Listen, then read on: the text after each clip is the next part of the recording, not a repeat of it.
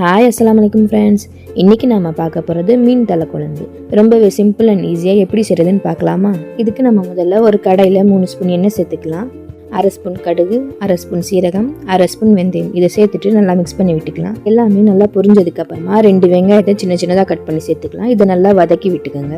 வெங்காயம் கலர் மாறினதும் இதில் 2 பச்சை மிளகாவை கட் பண்ணி சேர்த்துக்கலாம். சேர்த்துட்டு நல்லா மிக்ஸ் பண்ணி விட்டுட்டு ஒரு 2 தக்காளி சின்ன சின்னதாக கட் பண்ணி சேர்த்துக்கலாம். இது வதங்கட்டும். அதுக்குள்ளே நம்ம மசாலாவை அரைச்சிக்கலாம். அரை மூடி தேங்காய், 3 வெங்காயம், 3 தக்காளியை நல்லா பேஸ்ட்டாக அரைச்சி எடுத்துக்கலாம்.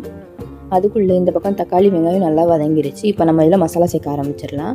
1/2 ஸ்பூன் தனியாத்தூள், மஞ்சள் தூள் 1/4 டீஸ்பூன், மிளகாத்தூள் 1/2 டீஸ்பூன் சேர்த்துட்டு இதை நல்லா வதக்கி விட்டுக்கலாம்.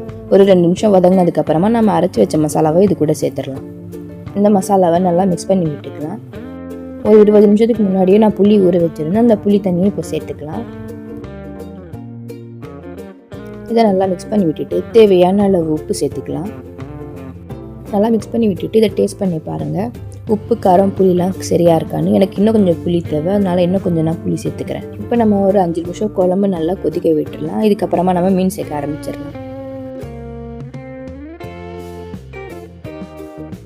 இது கூடவே கொஞ்சமாக கொத்தமல்லி தூவிட்டு நம்ம மூடி வச்சிடலாம். ஒரு 2லேருந்து 3 நிமிஷம் நல்லா கொதிக்கட்டும். அவ்வளவுதாங்க. ரொம்பவே சிம்பிள் அண்ட் ஈஸியான மீன் தலை குழம்பு ரெடி ஆயிடுச்சு. இந்த ரெசிபியை கண்டிப்பாக உங்கள் வீட்டில் ட்ரை பண்ணி பாருங்கள். ட்ரை பண்ணிவிட்டு டேஸ்ட் எப்படி இருந்து சொல்லி கமெண்ட்டில் சொல்லுங்கள். நெக்ஸ்ட் வீடியோவில் பார்க்கலாம். பாய்.